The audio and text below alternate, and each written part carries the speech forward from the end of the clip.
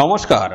Eastern রেলের তরফ থেকে আবারও দারুণ একটি চাকরির নোটিশ বন্ধুরা পাবলিশ হলো, যেখানে তোমাদের এটিভিএম ফ্যাসিলিটেটর হিসেবে নিয়োগ করা হবে। এটিভিএম ফ্যাসিলিটেটর হিসেবে তোমাদের নিয়োগ করা হচ্ছে, যার পুরো নাম রয়েছে অটোমেটিক টিকিট ভেন্ডিং মেশিন।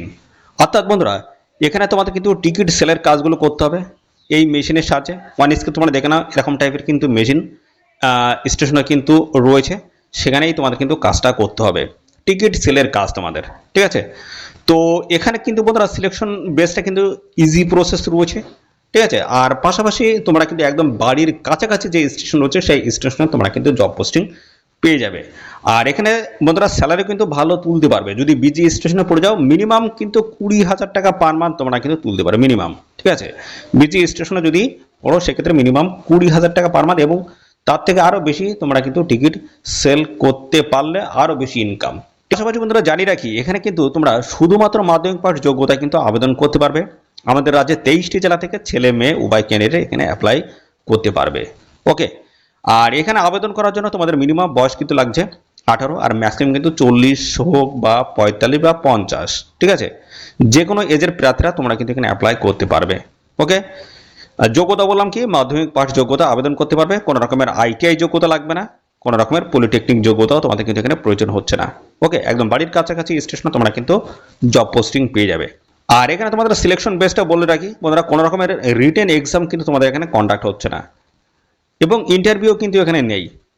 তো তবে এখানে সিলেকশন বেসটা কি রয়েছে, তো বন্ধুরা এখানে অ্যাপ্লিকেশন ফর্মটা খুব সুন্দরভাবে তোমাদের কিন্তু ফিল করতে হবে, এবং সবার আগে তোমাদের জমা করতে হবে এতে নির্দিষ্ট অ্যাড্রেসে।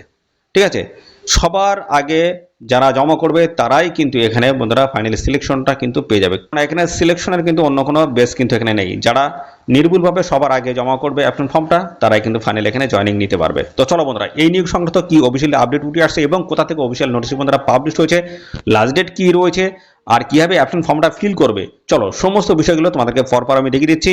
আর সাথে সাথে বন্ধুরা চ্যানেলে যদি নতুন হয়ে থাকো অবশ্যই এক্ষুনি চ্যানেলকে তোমরা সাবস্ক্রাইব করে রাখো, এরকম নিত্য নতুন সমস্ত গুরুত্বপূর্ণ চাকরির অফিসিয়ালি আপডেট সবার আগে আমাদের এই চ্যানেল থেকে পেয়ে যাবে। এবং বন্ধুরা আরেকটা বিষয়, সেটা হচ্ছে তোমাদের জেলার নামটা কমেন্টে কিন্তু এক্ষুনি লিখে দেবে, কেননা এই যে নিয়োগের যে বিজ্ঞপ্তিগুলো বেরোচ্ছে সমস্ত কিন্তু জেলা ভিত্তিক। ঠিক আছে, স্ট্যান্ডার্ড অফ তরফ থেকে নতুন কিন্তু বেরিয়েছে, এর আগেও কিন্তু আমি বেশ কিছু কিন্তু আপডেট দিয়ে দিয়েছি, সেই মধ্যে কিন্তু জেলা ভিত্তিক কিন্তু নিয়োগটা হচ্ছে। তোমাদের জেলার একদম নিয়ারেস্ট যে রেল স্টেশন রয়েছে বা বাড়ির কাছাকাছি যে স্টেশন রয়েছে সেই স্টেশনের নাম ধরে কিন্তু উল্লেখ করা থাকে, সেই স্টেশনে তোমরা কিন্তু জব পোস্টিং পেয়ে যাবে। তো চলো আমরা চলে যাচ্ছি অফিসিয়াল নোটিশ থেকে সমস্ত আপডেটগুলো তোমাদেরকে পরপর প্রোভাইড করে দিচ্ছি।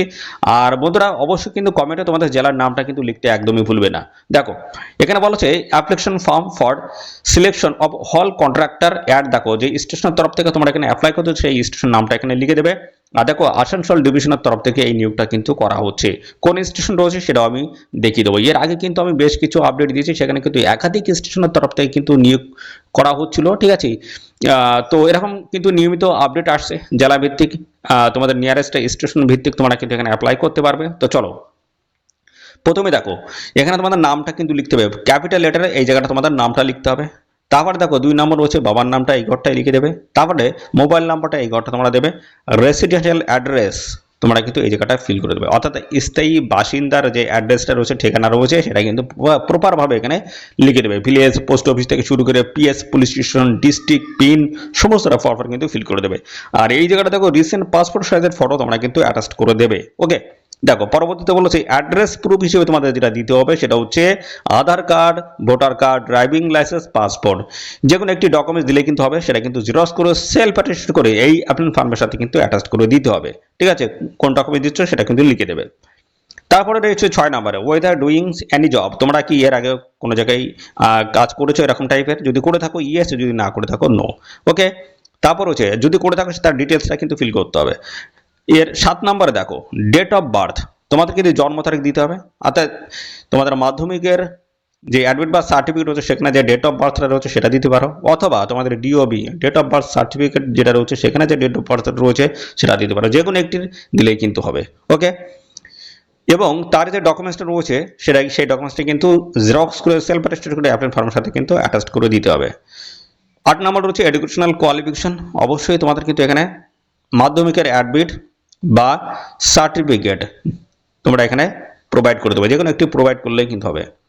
Weather medical certificate issue by register doctor অথবা অরিজিনাল অ্যাটাস্ট কিন্তু করে দিতে হবে। দেখো বন্ধুরা, এখানে কিন্তু বলা হচ্ছে তোমাদের কিন্তু একটা মেডিকেল সার্টিফিকেট কিন্তু প্রয়োজন হবে, তোমাদের শরীরে কোনো রকমের মারণ ব্যাধি আছে কিনা, ঠিক আছে। তো সেই জন্য কিন্তু একটা সার্টিফিকেট তোমাদের কিন্তু লাগবে, অর্থাৎ এবং শারীরিকভাবে তোমরা ফিট আছো কিনা সেটা দেখার জন্য কিন্তু এই সার্টিফিকেটটা প্রয়োজন হবে। সেটা দিচ্ছ যখন ইয়েস লিখবে, এবং বন্ধুরা যে অরিজিনাল যে সার্টিফিকেটটা দেবে সেটাই কিন্তু এর সাথে অ্যাটাচ করে দেবে। ওকে, এর পরবর্তী রয়েছে পুলিশ ক্লিয়ারেন্স একটা সার্টিফিকেট তোমাদের কিন্তু এখানে প্রয়োজন হবে। তোমাদের নিয়ারেস্ট যে পুলিশ স্টেশন রয়েছে সেই স্টেশনের থেকে তোমরা কিন্তু একটা পুলিশ ক্লিয়ারেন্স সার্টিফিকেট নেবে। কী কারণে এটা নেওয়া হচ্ছে? তার কারণ হচ্ছে তোমাদের নামে কোনো রকমের যে ক্রিমিনাল রেকর্ড নেই সেই সংক্রান্ত বিষয়ে জানার জন্য তোমাদের কিন্তু এই সার্টিফিকেট নেওয়ার কথা বলা হচ্ছে। আর যদি এই রেকর্ড থাকে, ক্রিমিনাল রেকর্ড যদি থাকে, সেক্ষেত্রে তোমরা কিন্তু এখানে অ্যাপ্লাই করতে পারবে, সেটা কিন্তু পরিষ্কার। ওকে, দেখো এরপরে রয়েছে তোমাদের ডেট বাম দিকে দিয়ে দেবে, ডান দিকে এখানে সিগনেচার, তোমাদের সিগনেচারটা করে দেবে। এর পরবর্তী দেখো ডিক্লারেশন রয়েছে, এখানে তোমাদের নাম, বাবার নাম, তারপরে আবার এখানে সিগনেচার করে দিলেই কিন্তু হয়ে যাচ্ছে। তো এর সাথে রিলেভেন্ট সমস্ত ডকুমেন্টসগুলো তোমাদের কিন্তু প্রয়োজন হবে। যেমন আমি বলে দিই বন্ধুরা, এডুকেশনাল কোয়ালিফিকেশন হিসেবে মাধ্যমিকের অ্যাডমিট সার্টিফিকেট দিতে পারো, এজ প্রুফ হিসেবে তোমরা দিতে পারো তোমাদের মাধ্যমিকের অ্যাডমিট বা ডেট অফ বার্থের সার্টিফিকেট, যেগুলো একটু প্রোভাইড করলে হবে। সাথে রয়েছে তোমাদের ক্যাটাগরি সার্টিফিকেট, কাস্ট বা ক্যাটাগরি সার্টিফিকেট, ঠিক আছে। সাথে তোমাদের এখানে police clearance certificate, medical certificate, address proof হিসেবে তোমাদের আধার কার্ড, আই কার্ড, এটা কিন্তু প্রোভাইড করে দেবে, যে কোনো একটি ডকুমেন্টস, ঠিক আছে। তো বেসিক্যালি এই সমস্ত ডকুমেন্টসগুলো তোমাদের কিন্তু লাগবে। প্রত্যেকটা ডকুমেন্টস এই অ্যাপ্লিকেশন ফর্মের সাথে অ্যাটাচ করে এদের নির্দিষ্ট অ্যাড্রেসে তোমাদের কিন্তু জমা করতে হবে। কোন অ্যাড্রেস কী রয়েছে সমস্তটাই পরপর আমি জানাবো। ওকে, তো দেখো এখানে আবেদন করার জন্য তোমাদের যে যোগ্যতা চেয়েছে সেই যোগ্যতাটা কী চেয়েছে আমি সমস্তটা এখান থেকে ক্লিয়ার করি। দেখো, মাধ্যমিক পাঠ যোগ্যতা তোমরা কিন্তু এখানে আবেদন করতে পারবে, শুধুমাত্র মাধ্যমিক পাঠ যোগ্যতা থাকলেই আবেদন করা যাবে, কোনো রকমের আইটিআই যোগ্যতা লাগবে না, কোনো রকমের পলিটেকনিক যোগ্যতা তোমাদের কিন্তু এখানে প্রয়োজন হচ্ছে না। আর দেখো এখানে 24/6/2005 এই হিসেবে তোমাদের কিন্তু বন্ধুরা মাধ্যমিক পাস করে থাকতে হবে, তবে তোমরা কিন্তু এখানে আবেদন করতে পারবে। এবং দেখো এখানে তোমাদের বয়স 1/4/2026 হিসেবে বয়স মিনিমাম কিন্তু 18 বছর হতে হবে, ম্যাক্সিমাম কিন্তু 40 হোক, 45 বা 50, যে কোনো এজের প্রার্থীরা তোমরা কিন্তু এখানে অ্যাপ্লাই করতে পারবে। এবং দেখো এই জায়গাটা বলা হচ্ছে মেডিকেল সার্টিফিকেট তোমাদের কিন্তু প্রয়োজন হচ্ছে, কী কারণে? তোমরা শারীরিকভাবে ফিট আছো কিনা এবং তোমাদের কোনো রকমের মারণ ব্যাধি আছে কিনা শরীরে, সেই সংক্রান্ত বিষয়, অর্থাৎ সেগুলো জানার জন্য বা দেখার জন্য। ওকে, তোমাদের লাগছে একটা পুলিশ ক্লিয়ারেন্স সার্টিফিকেট, যে তোমাদের নামে কোনো রকমের ক্রিমিনাল রেকর্ড আছে কিনা সেটা দেখার জন্য কিন্তু একটা পুলিশ ক্লিয়ারেন্স সার্টিফিকেট লাগবে, তোমাদের লোকাল পুলিশ স্টেশন থেকে সেই সার্টিফিকেট তোমরা কিন্তু নিয়ে নেবে।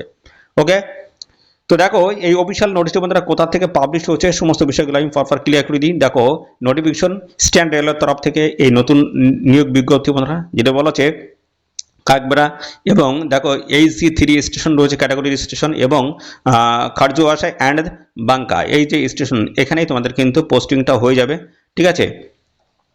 ফিডিং স্টেশন রয়েছে দেখতে পাচ্ছ এটা, এবং অ্যাপ্লিকেশন ফর দা, অর্থাৎ তোমরা এখানে অ্যাপ্লিকেশন করতে পারবে এই স্টেশনের তরফ থেকে। প্রথমে আমি যেটা দেখিয়ে দিলাম এখানটাই application for the post of, দেখ তোমাদের কিন্তু এই জায়গাটা কিন্তু লিখে দিতে হবে, এই যে যেটা আমি দেখালাম এই যে স্টেশন নামটা কিন্তু ওই জায়গাটা লিখে দেবে।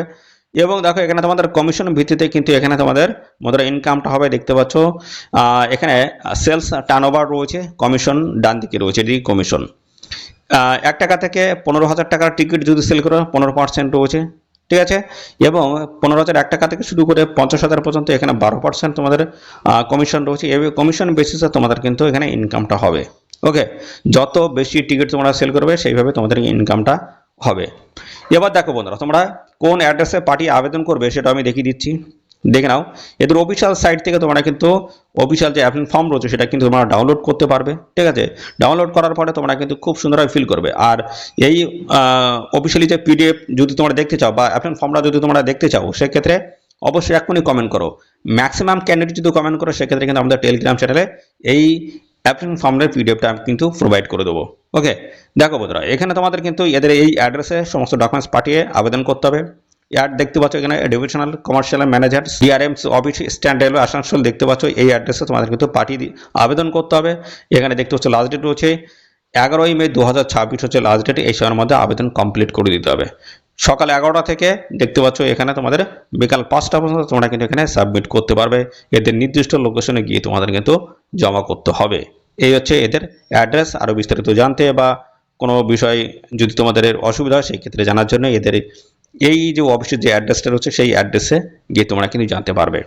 আর পাশাপাশি বন্ধুরা জারি রাখি এই জায়গাটা দেখো বলা হচ্ছে the hall contractor should B a permanent resident of the place where the hall station is situated. অর্থাৎ বন্ধুরা এখানে যেটা বলা হচ্ছে তোমাদের কিন্তু হল কন্ট্রাক্টর হিসেবে নিয়োগ করা হচ্ছে, পার্মানেন্ট রেসিডেন্ট হতে হবে যেখান থেকে, অর্থাৎ যে স্টেশনের তরফ থেকে আবেদন করতে চাইছো, যে স্টেশনে তোমরা আবেদন করছো সেই স্টেশনের কিন্তু স্থায়ী বাসিন্দা কিন্তু তোমাদের হতে হবে, অর্থাৎ সেই এরিয়ার স্থায়ী বাসিন্দা হতে হবে।